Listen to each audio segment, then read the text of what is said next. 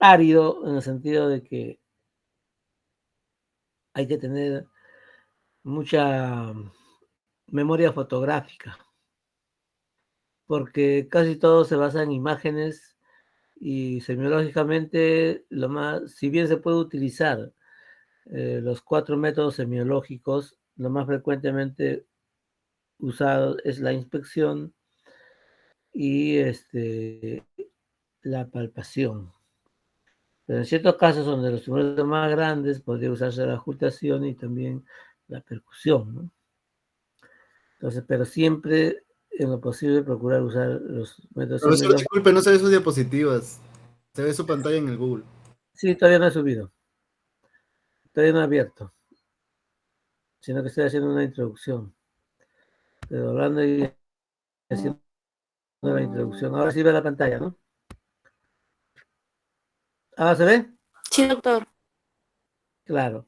Entonces le decía de que la clase de tumores es un poco árida por esa razón, pero es importante tener una memoria fotográfica y lo que de repente lo más importante que ustedes van a entender y no olvidarse nunca es que el diagnóstico de una tumoración es sí o sí histopatológica.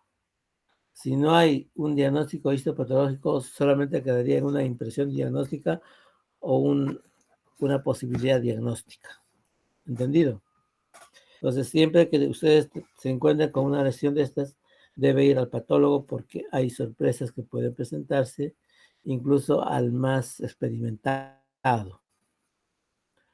¿Entienden? Entonces, eso, de repente, eso es lo más importante que ustedes tienen que entender. ¿Ya?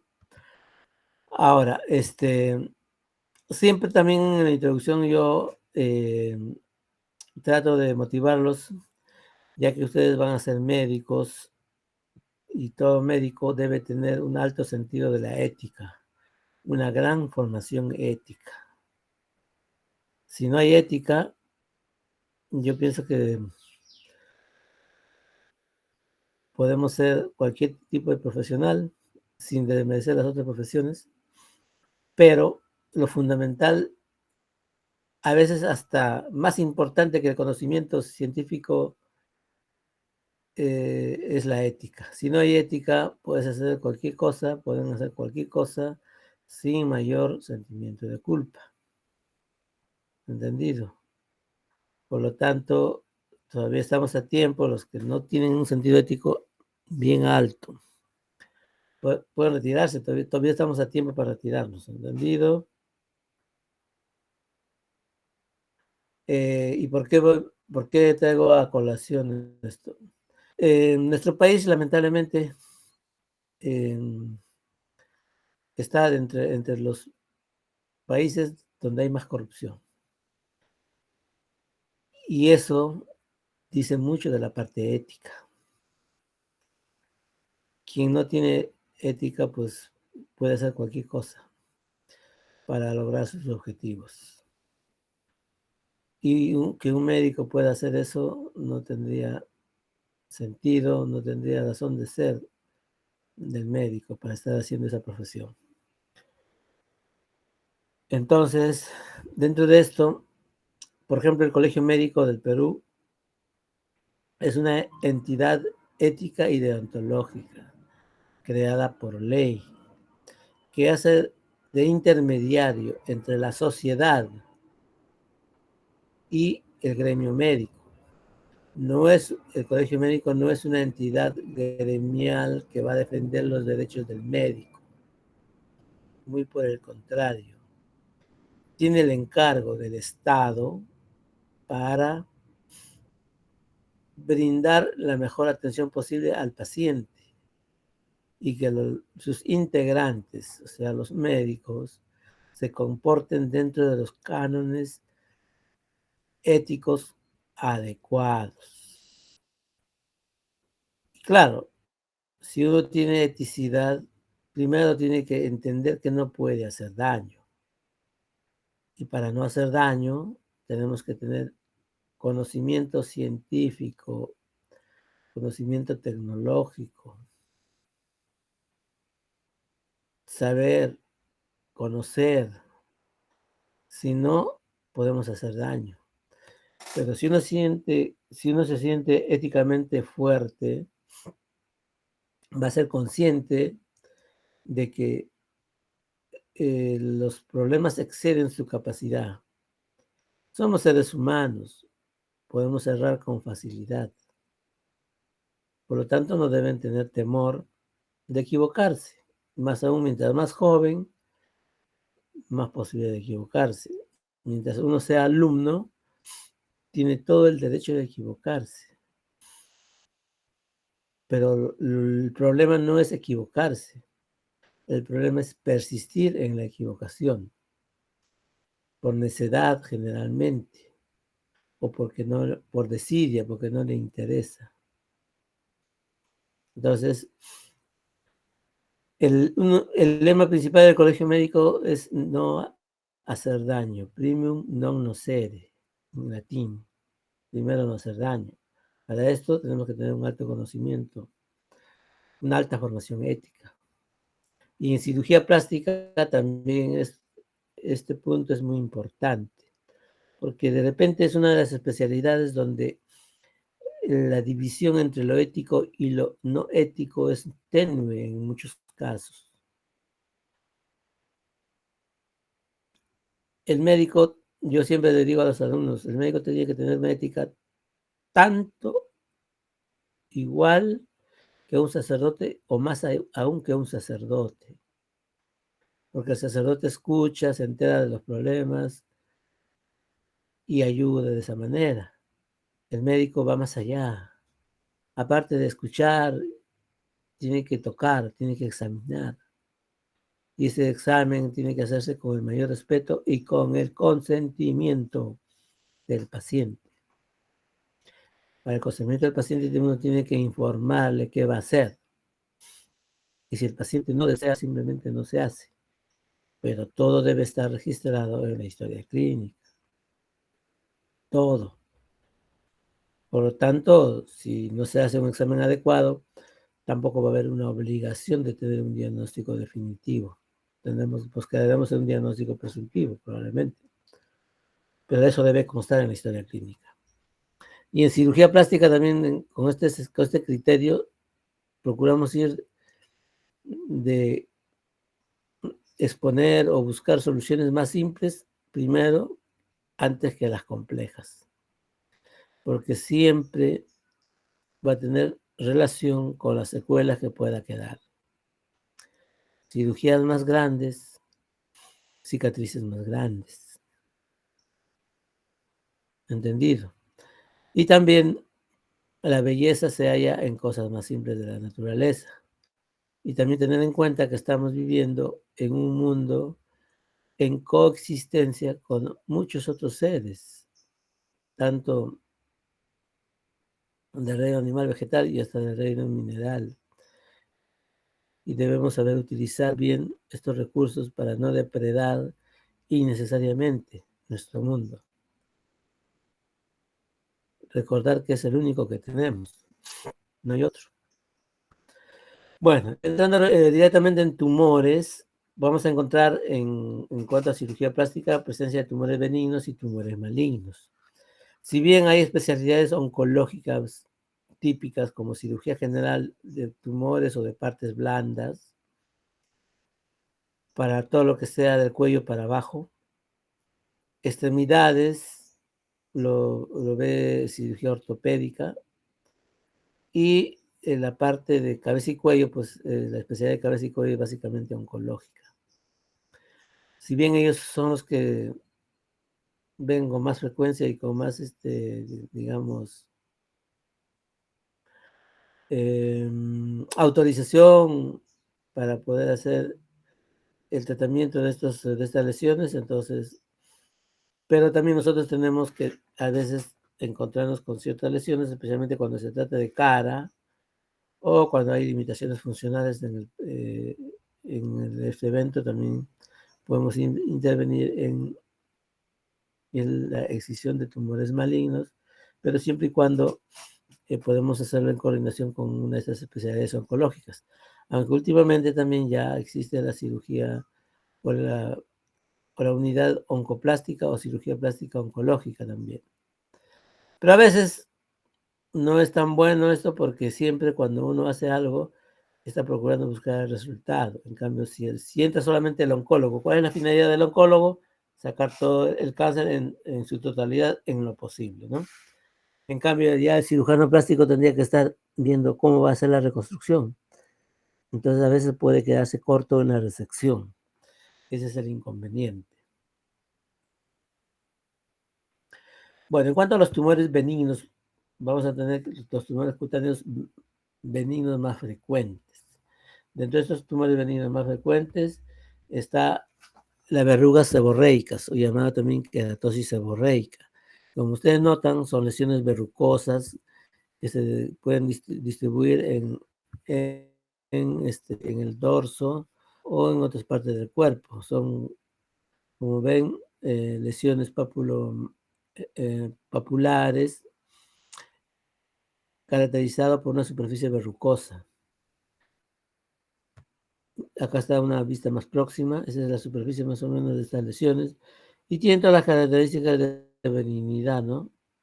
Como que tiene bordes definidos, simétricos, y seguramente a la palpación no son duros, como una tumoración maligna. También podemos encontrar el nervio epidérmico verrucoso, que se presenta en forma de relieves y que siguen las líneas de Blaschko. No son lesiones similares, caracterizadas por verrucosidad y queratosis. No, tampoco tiene una causa específica y tiene ese color más o menos el color de la piel o puede tener incluso un color parduzco. Existe también el nervio epidérmico verrucoso inflamatorio lineal. Es una lesión macular, como ustedes notan en esta parte, ¿no? Cerca al pliegue interglúteo. Tiene verrucosidades, tiene a veces lesiones pustulosas y áreas de gangrena o costras. No hay una causa específica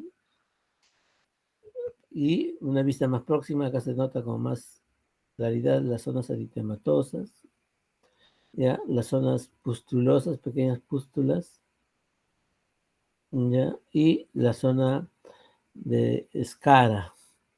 ¿Por qué? Porque ha habido una gangrena acá en este caso.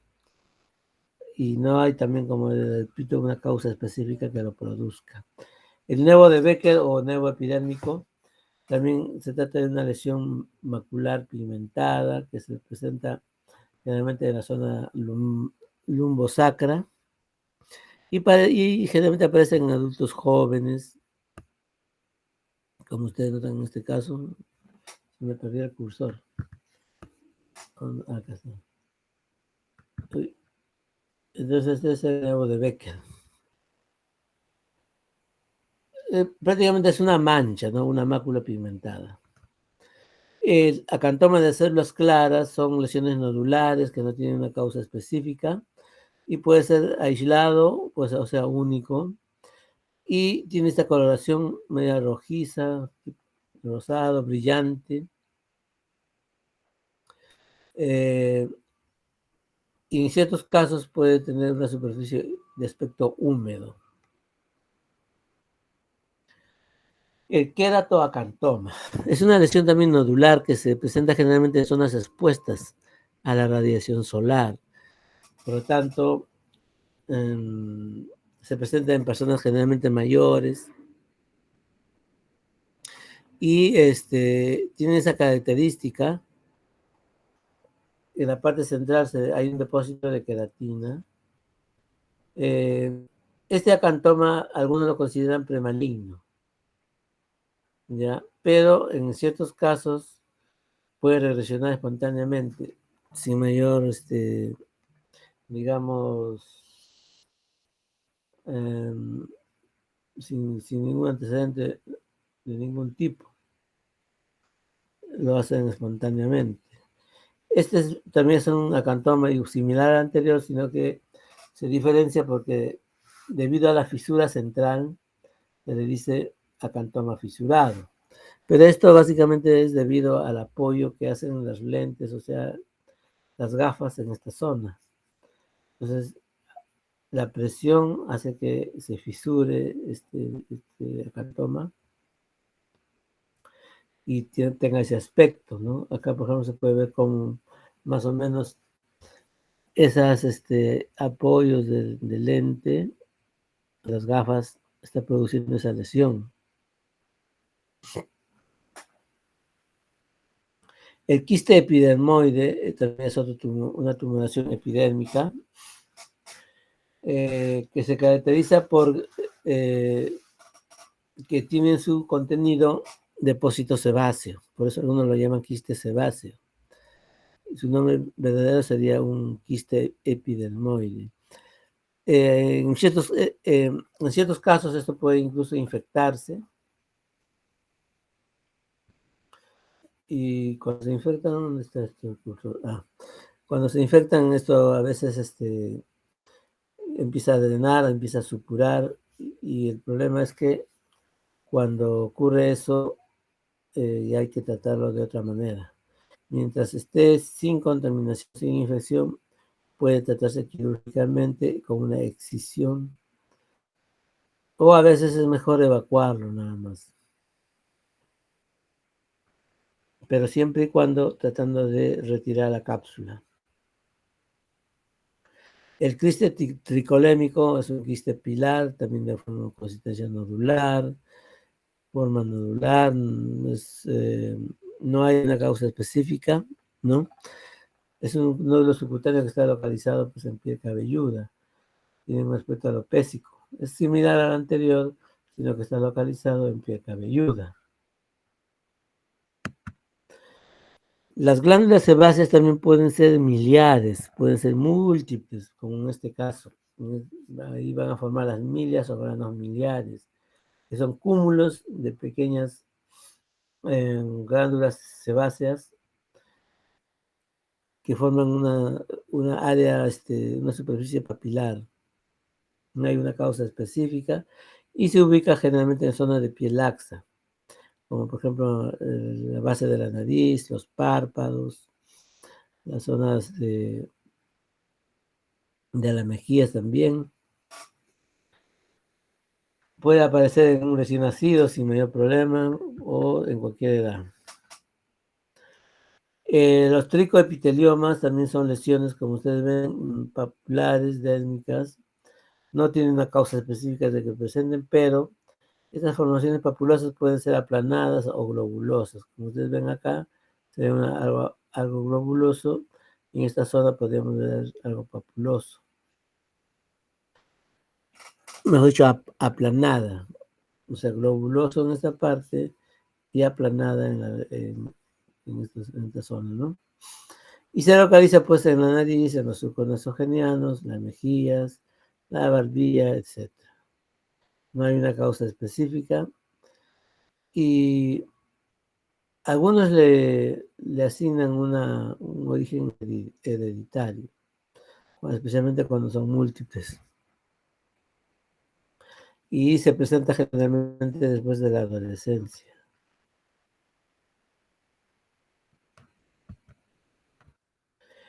Los pacientes mayores también pueden o presentar los adenomas sebáceos seniles. También, como ustedes notan en el esquema, en la foto, son formaciones amarillentas pequeñas, ¿no? Con una zona deprimida en la parte central, que la caracteriza. Se supone o se le relaciona con efectos de la radiación solar, de la radiación ultravioleta. Por lo tanto, se presenta en personas mayores, especialmente después de los 50 años. ¿Y qué son en el fondo estos? Son adenomas seniles de las glándulas sebáceas, o sea, glándulas sebáceas hipertrofiadas y que ocurren en edad avanzada. Pero tiene mucha relación con la radiación solar o la radiación ultravioleta. Acá una vista más cerca. Miren, estos nódulos que en la parte central están medios umbilicados.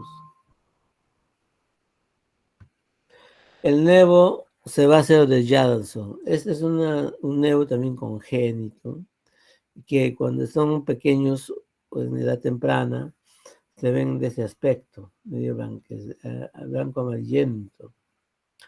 Pero con el paso de los tiempos puedes terminar en un carcinoma epidermoide. Por eso es que los dermatólogos prefieren o recomiendan su retiro. Y como ven ustedes, tiene una zona pues verrucosa en la superficie. En esta zona, miren. Y eso puede ir creciendo también.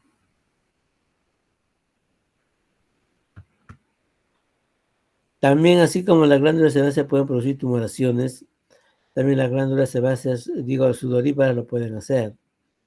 Y en este caso van a formar los llamados siringomas, que son pequeñas lesiones múltiples y su diámetro puede ser de 1 a 3 milímetros y aparecen generalmente en la zona donde hay bastante glándulas sudoríparas, ¿no? Como el tórax, el cuello, la axila, y también en los párpados, especialmente en los párpados inferiores. El poroma de crino es una tumoración también solitaria, que se caracteriza básicamente porque ustedes noten acá como un anillo de queratina. Ya es típico de este poroma de crino. Son lesiones, como ustedes notan, nodulares, ya que se pueden localizar en cualquier lugar, pero también se localiza en zonas de mayor roce. Y este collar que tiene es de queratina. Algunos consideran que esto es importante tener en cuenta porque uno necesariamente debe hacer diagnóstico, diferenciar con el melanoma acrómico maligno. También, y más aún, en nuestros medios son frecuentes los melanomas de tipo acrales, ¿no? A otra vista, como ustedes notan, ese collar de queratina que tiene. Los cilindromas también son tumoraciones nodulares que se presentan en piel cabelluda y tienen ese color medio rosa, parduzco. Y en este caso sí vamos a encontrar adherencia a planos profundos. Y donde más frecuentemente se presenta es en la piel cabelluda. El histiocitofibroma es una tumoración también nodular, como ustedes notan. Ya en este caso, si ustedes escuchan el nombre, es histiocitofibroma, o sea que ya tiene una consistencia fibrosa, no es tan blanda como las anteriores que hemos revisado. Entonces, en este caso, los histiocitofibromas tienen una formación nodular intradérmica, o sea, dentro de la dermis están. Y pueden incluso abarcar de 5 a 6 milímetros. A la palpación va a ser de consistencia dura porque es fibroso. Y la superficie puede estar pimentada hasta cierto punto. Y otros lo relacionan con la picadura de insectos, ¿no? La mordedura de insectos, picadura de insectos. Y como ustedes ven, esta superficie es lisa, brillante.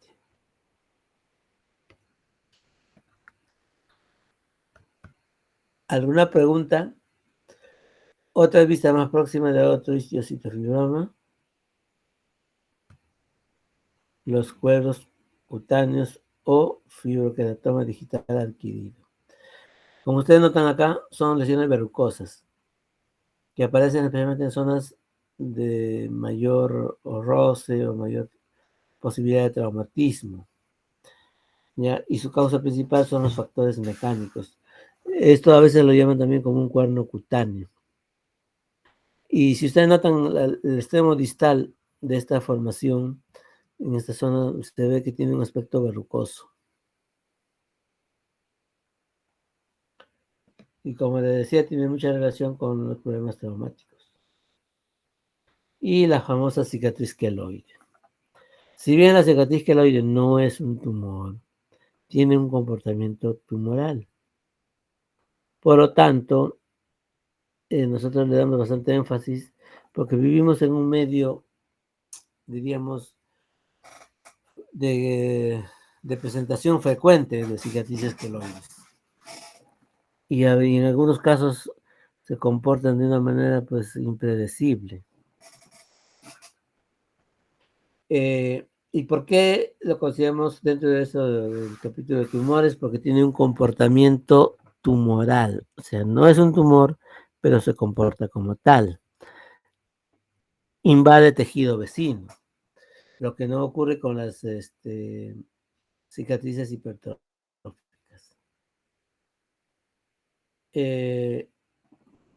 Por lo tanto, la diferencia básicamente es en que las cicatrices hipertróficas nunca van a salir de la zona de la cicatriz. En cambio, la cicatriz queloide, como ustedes notan en el esquema, es gruesa, se sale de la zona de la herida, por ejemplo, todo esto, con las suturas que le han puesto, la tensión probablemente. Y ahora vamos a hacer acá un poco de ejercicio mental para evitar quedarnos dormidos. A ver, vamos a preguntar, ¿qué saben sobre cicatrices queloides? ¿Quién quiere responder? Doctora, cicatrices queloides, bueno, son cicatrices patológicas, no igual que la cicatriz hipertrófica. Ya, Y se caracteriza porque puede ser edematosa y es elevada y además que va a salir del sitio de lesión. ya. ¿Cuántos estadios tiene?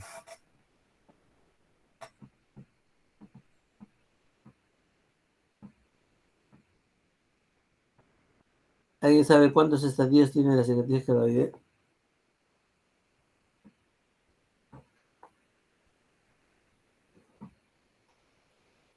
¿Quién quiere contestar? A ver qué dice Dean Pineda.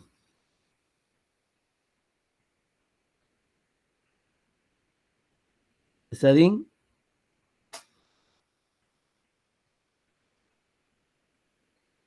Denise Navarro.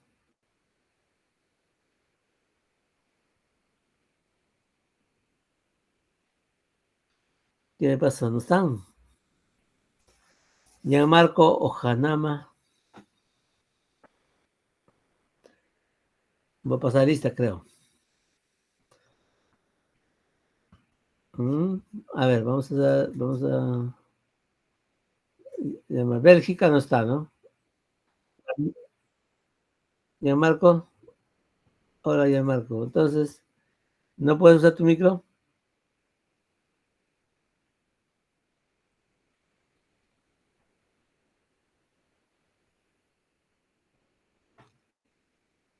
Gianmarco, ¿puedo usar el micro o no?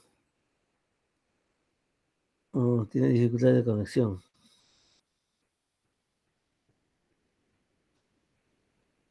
Bueno, entonces, a ver, ¿quién más? A ver, Jacqueline Medina.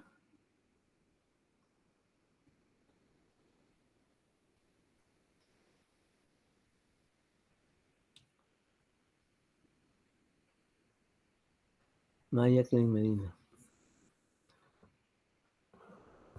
Vamos a pasar lista, ahorita son 20 nada más los que estamos. O sea, ustedes son 19, faltaría alguno, creo. Bueno, entonces, ya que no, bueno, en honor al tiempo, vamos a abreviar eso. La cicatriz queloide tiene dos estadios. Una que es activa cuando da sintomatología y hay signos, y la inactiva donde no hay sintomatología, básicamente. El paciente no le molesta, no le fastidia. Entonces, a veces es mejor dejarlo ahí. Antes lo decían los mayores que a una cicatriz queloide no, ni mirarlo vaya a reactivarse. Por lo tanto, en lo posible, pues, evitar la cirugía. Ahora, el tratamiento sí o sí se da en la fase activa. Y el tratamiento es médico, básicamente. y consiste en una triada. Lo ideal es usar los tres. La infiltración de corticoides de depósito como la triamcinolona, la presoterapia con prendas elásticas generalmente y la radioterapia. Por muchas razones a veces no se pueden dar todos. Tienen que revisar las contraindicaciones, cuándo no, cuándo sí, por qué no, porque sí. Entonces, lo ideal es usar los tres simultáneamente, pero es muy difícil poder hacerlo, especialmente en niños, en gestantes, en zonas de alta mitosis del cuerpo. Entonces, no es lo más adecuado en esos casos. Bueno, entonces, la cicatriz queloide también ustedes saben que predominantemente se da en la etnia negra o africana, le sigue en frecuencia la asiática, después la indoamericana, y los que casi nunca hacen cicatriz queloide son los arios, aquellos que tienen la piel muy delgada, que deja pasar incluso el color de la hemoglobina, por eso se ven rubicundos. Y las personas que son de este tipo, de este fenotipo, pues tienen el cabello medio rojizo, el iris casi transparente, o un celeste muy claro. Continuamos entonces. Ahora, el tratamiento, decía, básicamente es clínico, es médico. El tratamiento quirúrgico solamente está obligatoriamente necesario hacer cuando se trata o están produciendo lesiones funcionales. Por ejemplo, en una articulación, en la mano, aunque en la palma es muy raro que haya una cicatriz queloide, pero puede darse. Entonces, seguimos con la presentación.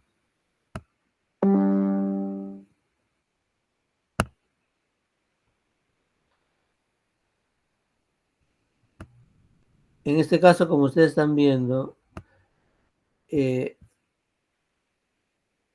esta cicatriz está muy gruesa, está engrosando. Lo que lo diferencia de la cicatriz hipertrófica es que invade tejido sano, como les decía. Y miren, incluso en las zonas donde están las suturas, también se presentan cicatrices de tipo queloide. A veces hemos visto casos donde parecían unos 100 pies las cicatrices, especialmente cuando tenían un montón de puntos. Entonces, el tratamiento quirúrgico es opcional, no es una necesidad, no es una obligación. Cuando son limitantes funcionalmente puede darse. Pero siempre el riesgo de recidiva va a ser muy alto. El molusco péndulo también es una lesión benigna, una tumoración pediculada, como ustedes ven, se presenta generalmente en las axilas, en las zonas inguinales. No tiene una causa específica tampoco. También puede presentarse en la región palpebral. El santo granuloma juvenil. Esta tumoración, como ustedes ven, también es nodular, no tiene causa específica. El aspecto es medio anaranjado, medio amarillento. Y se presenta especialmente en piel cabelluda, en la raíz de las extremidades. Y puede presentarse en un recién nacido o en el lactante con más frecuencia. Pero también puede presentarse en los adultos. Miren ese aspecto nodular de esta lesión.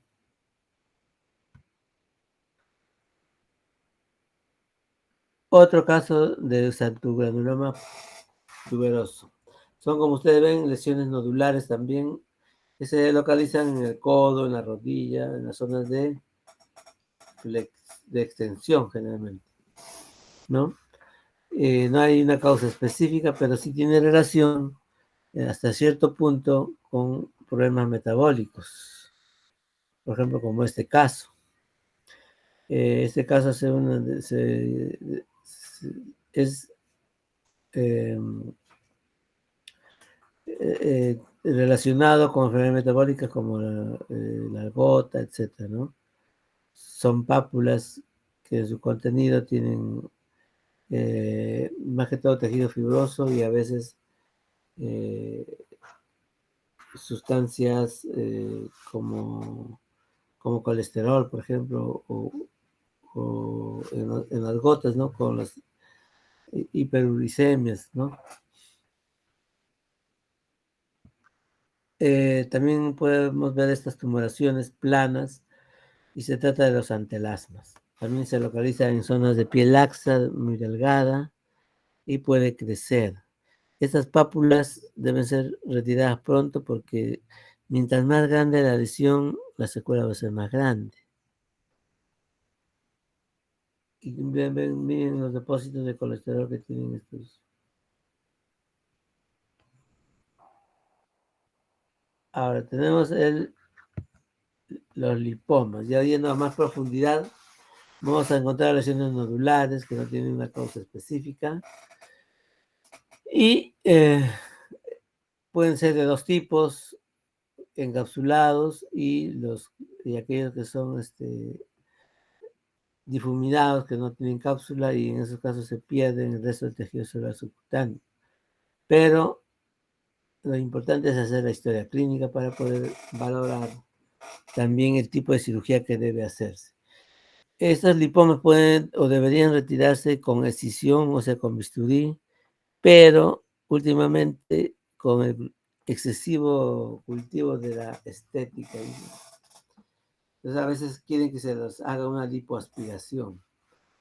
Pero como en este mundo todo tiene ventajas y desventajas, si uno lo retira por lipoaspiración, que puede hacerse, pierde la muestra como patológica. Entonces no hay forma de poder hacer un estudio histopatológico para poder, si se trata o no de una lesión benigna o una lesión maligna. La lesión maligna sería pues un liposarcoma, en este caso. Los leiomiomas también son tumoraciones nodulares que no tienen una causa específica y nacen a raíz de las fibras musculares lisas, que generalmente se encuentran en la cara. Y noten este aspecto.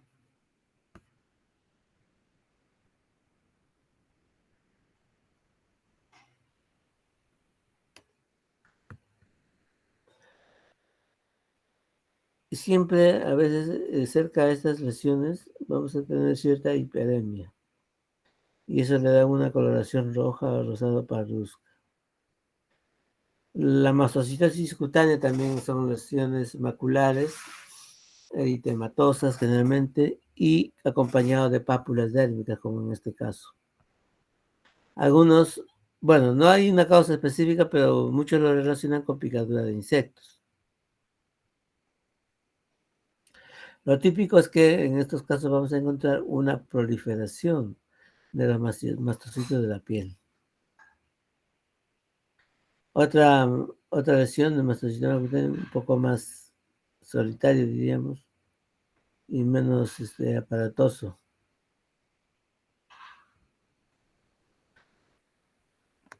Y esta lesión generalmente aparece solamente en los niños, no hay una causa específica para ello. Y se caracteriza por una mácula eritematosa pigmentada. En la mañana vimos un paciente con el grupo de práctica postoperada de una neurofibromatosis. Es una enfermedad pues congénita, autosómica dominante, como escucharon en la mañana del grupo, y forman parte de las neurocristopatías, o sea, tumores a partir o a expensas de tejido nervioso. Estos neurofibromas pueden ser únicos o múltiples y pueden aparecer poco a poco, uno en un lugar, va después creciendo, y así a veces no hay forma de poder evitarlo, especialmente cuando ya causan problemas de tipo funcional, ¿no? Por ejemplo, en este caso, vemos estas tumoraciones medias blandas y dentro de ellas tienen un tejido medio gelatinoso. En este caso, como decía, pueden ser únicas o pueden ser múltiples, como en este caso. Otra imagen de la enfermedad de Vogt-Reichenhausen o neurocristopatía. Vienen las manchas café con leche. Típico. Acá tenemos una lesión tumoral también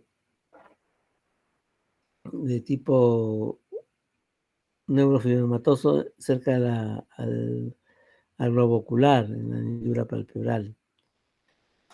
También tiene varios nódulos, por ejemplo, 1, 2, 3 casi.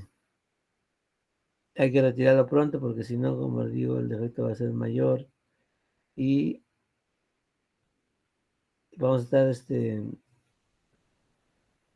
haciendo movilización de grandes extensiones de tejidos. Y como les repito, mientras más tejido se compromete, más cicatriz va a haber. Y eso es lo que nosotros buscamos que no se presente. Otra neuroquistopatía, en este caso ya casi miliar, toman el nombre típico de esclerosis tuberosa de Bournonville. ¿Ya? Y estos a veces pueden ir acompañados de hemangiomas también. Las neurocristopatías de Cohen o tumores de Cohen también se presentan como localizaciones verrucosas en los lechos ungueales, especialmente del pie, y tienen ese aspecto, como ustedes notan, un aspecto verrucoso. Esta zona se puede ver, miren, se ve acá en esta parte, pero más específicamente en esta zona. Existe otra neuroquistopatía que se dice piel en placa de Zappa. Como ustedes ven acá, una gran placa, ya no tiene una causa específica y tiene un aspecto medio refringente por la poca coloración que tiene.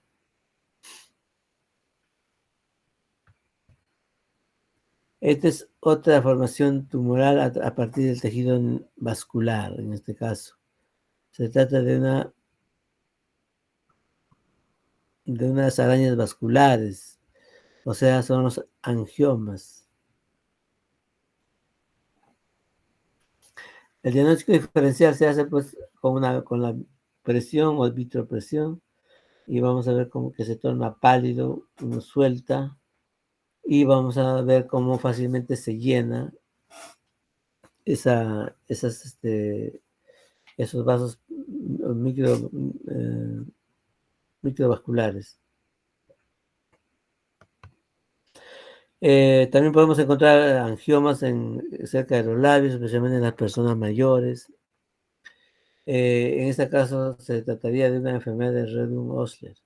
Como ustedes notan, hay lesiones, máculas vasculares que pueden causar molestias, incluso puede generar ensangrado, al menor traumatismo. Y se localizan en la cara, en los labios, en la lengua también puede estar localizado. Acá vemos un angioma plano, ¿no? Antiguamente estos casos, cuando ya eran muy extremistas, se trataban retirando todo ese angioma plano e injertando, ¿no? Pero al final era como cambiar el moco por baba, ¿no? Porque siempre en este caso, tratándose de una amplia área, tendría que ser piel parcial. Y la piel parcial siempre deja pigmentación, por lo menos. Pero últimamente con el advenimiento del láser, especialmente el láser del neonímero, ya se puede tener la oportunidad de tratar estas lesiones sin tener que resecarlas y ir gradualmente tratando hasta lograr buenos resultados. Otro angioma plano es un angioma tuberoso, como ustedes ven, una lesión macular de tipo vascular con áreas nodulares en su superficie. Entonces, puede sangrar fácilmente, como ustedes ven. Un roce o un traumatismo suave puede producir que empiece a sangrar y puede necrosarse también. Estas lesiones pueden desaparecer espontáneamente en ciertos casos. En el área pediátrica se espera a veces hasta los 9 años para que vaya desapareciendo esas lesiones poco a poco.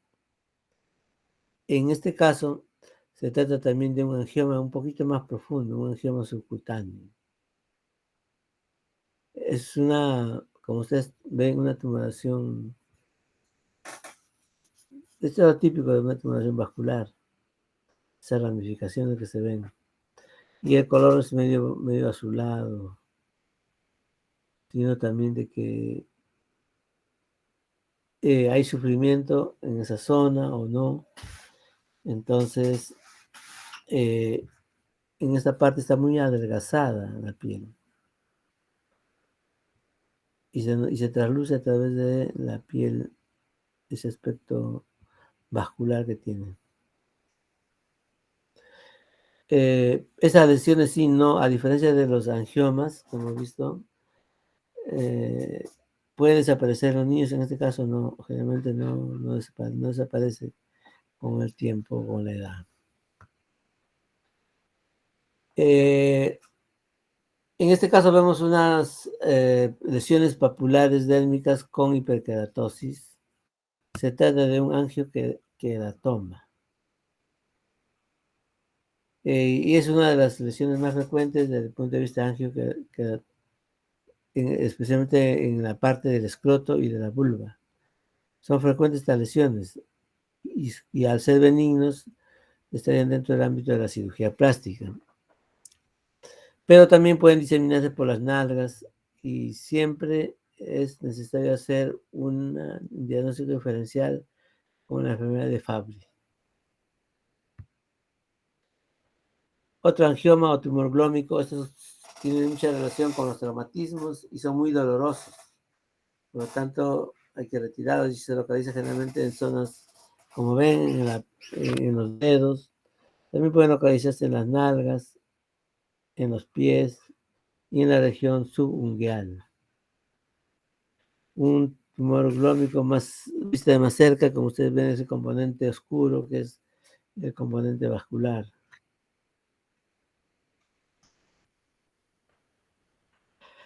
Otro angioma, o también llamado granuloma piógeno, es simplemente un cúmulo o una proliferación de fibroblastos y vasos para buscar la reparación del cuerpo por sí mismo.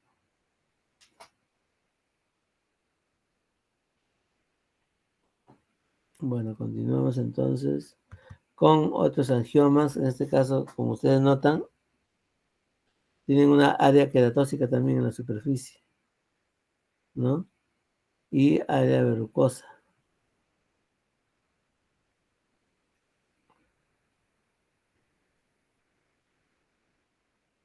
Y tienen ese aspecto de color rubí, ¿no? También el tejido linfático puede dar tumoraciones, como en este caso un hemangioma, y siempre van generalmente con hemangiomas, como en este caso estos serían los hemangiomas, y estos medios birefringentes pueden ser las tumoraciones linfáticas, y por lo tanto puede aparecerse en cualquier lugar, y se localiza mayormente en tronco y extremidades. El nódulo doloroso de la oreja también es una lesión, como dice su nombre, nodular, con algunas zonas de queratosis, especialmente en zonas donde está más expuesto a la intemperie.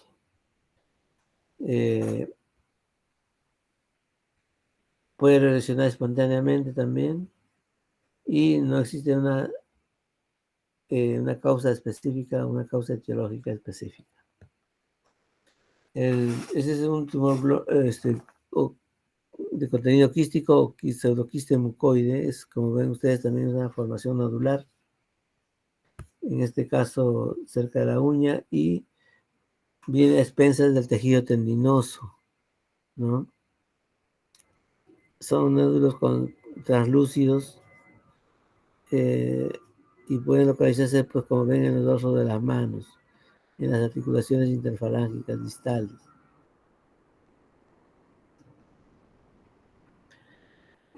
Ahora, con los nevos melanocíticos, empezamos con los léntigos simples. Estas son máculas hiperpigmentadas que pueden ir de 1 hasta 3 milímetros y pueden también en coloración ir desde un marrón claro hasta un claro oscuro hasta negro.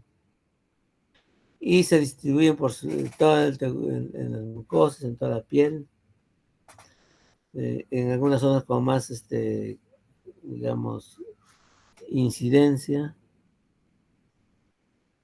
Y se trata pues de una hipermelanosis epidérmica, básicamente.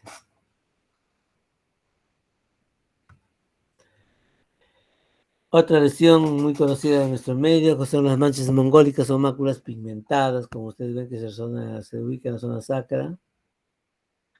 Y con el tiempo van cambiando de aspecto y se ponen un poco más amarillas. Acá estamos viendo los nevus melanocíticos. Y estamos viendo nevus con componente de tipo de pigmentos, ¿no? Como en este caso de la melanina. Entonces, estos nevus melanocíticos pueden localizarse en varios lugares, tienen diversidad de formas y pueden tener también diámetros un poco grandes y alcanzar centímetros. Otro nevo melanocítico, en este caso, también llamado nevo celular. Y aparentemente este es el que comúnmente se le conoce como lunar común y silvestre, ¿no? El típico lunar. Este nevo melanocítico puede ya también con componente piloso. En este caso se trata de máculas pigmentadas, pápulas dermoepidérmicas y áreas nodulares. En este caso se presenta a partir de la pubertad. El nevo pigmentario congénito es una lesión también amplia. Como ustedes notan, hay máculas pigmentadas, hiperpigmentadas, y tienen una área más o menos discrómica. Ustedes notan esas zonas más claras, otras zonas más oscuras, tienen área brillosa. Entonces todo eso hace pensar como una lesión premaligna, especialmente si son grandes. Por lo tanto, los dermatólogos recomiendan su retiro.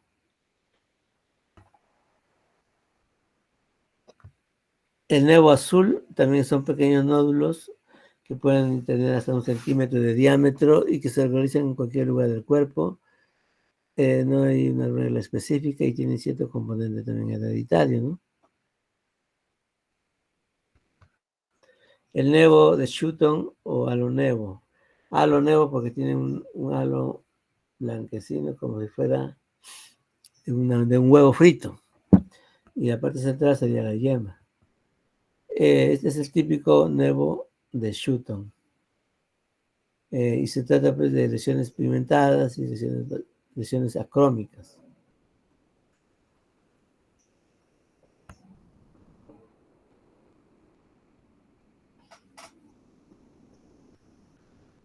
Una vista más próxima del nevo de Sutton.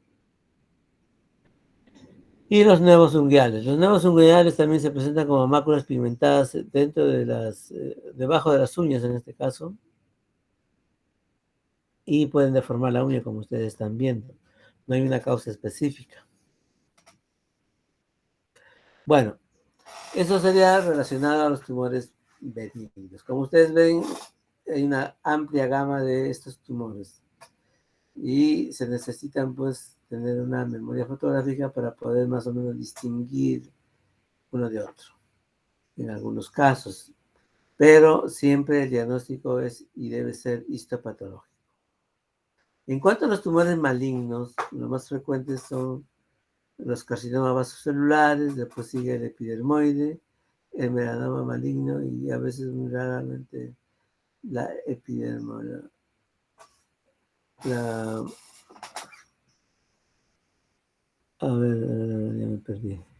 Bueno, entonces estos son los tumores más frecuentes y también los angiosarcomas pueden ser considerados también importantes porque a veces pueden dar sorpresas.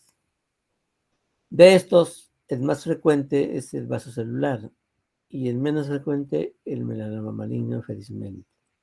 Pero siempre hay que estar pendiente de la evolución de estas lesiones. Es importante la clasificación. Hay dos tipos de clasificación básica del melanoma y es el de Breslow y el de Clark. Casi son similares. El de Breslow básicamente es una clasificación histopatológica en cuanto a profundidad. El 1 es cuando tiene 1 milímetro de profundidad y el 5 cuando llega hasta 5 milímetros de profundidad. El de Clark ya está por capas casi prácticamente. Cuando solamente afecta la epidermis se llamaría Clark 1. En este caso son curables al 100%. Cuando ya llega a la lámina basal se le considera Clark 2. Cuando llega a la dermis papilar, el Clark 3, dermis reticular, el Clark 4 y el 5 sería cuando ya llega o traspasa hasta el tejido celular subcutáneo. Por lo tanto, a partir del 3, prácticamente ya se considera que han hecho metástasis tanto por vía sanguínea como por vía por vía sanguínea como por vía linfática.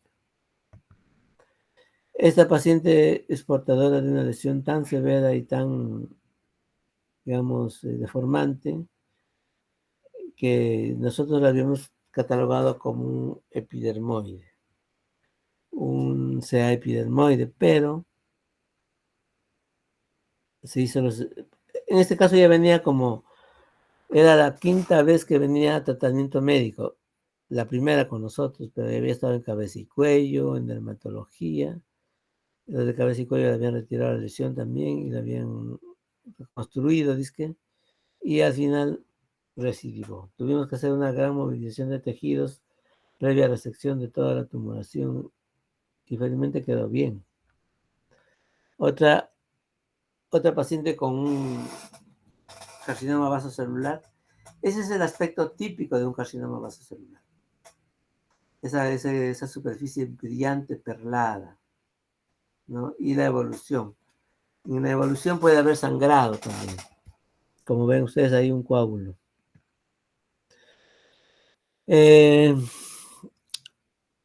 Debido a la malignidad de los melanomas es que la Fundación de Mayo, por ejemplo, ha determinado ciertas imágenes para diferenciarlos o para caracterizar a una lesión como melanoma, ¿no?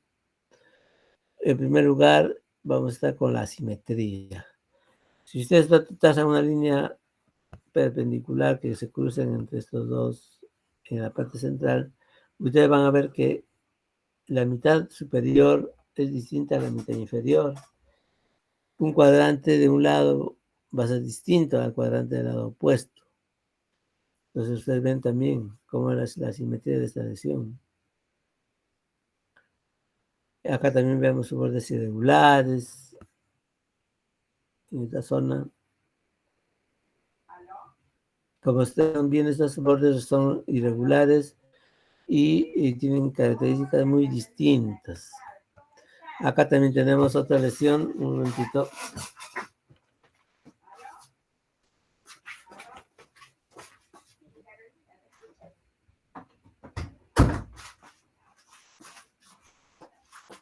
Estamos con el calor, todas las puertas abiertas, el ventilador y también ya sigue haciendo calor. Bueno, También el color. El color es otra característica del melanoma que es muy, muy, muy bizarra. Como ustedes ven, tienen colores oscuros, claros, más claros y de forma desagradable, fea, diríamos, ¿no? El diámetro también, el diámetro transversal va a ser diferente al diámetro vertical, es otra característica. Y la evolución es otro punto que cambia de forma conforme va pasando los días. Y eso sería lo importante en cuanto a rescatar el melanoma. Es, como decimos, el tumor más maligno, pero felizmente el menos frecuente. No sé si tienen alguna pregunta al respecto para aclarar algún punto.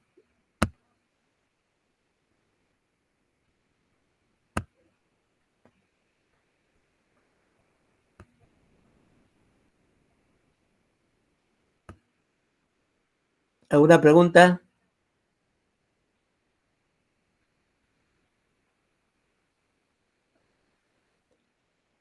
Valeria.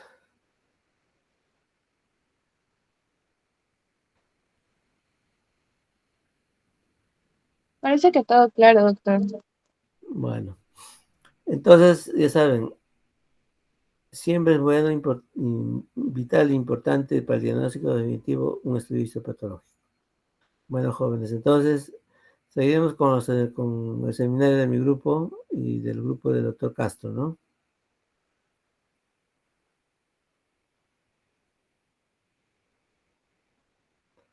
Sí, doctor, ahí le envié el link por WhatsApp para unirnos ya ahorita. Ya.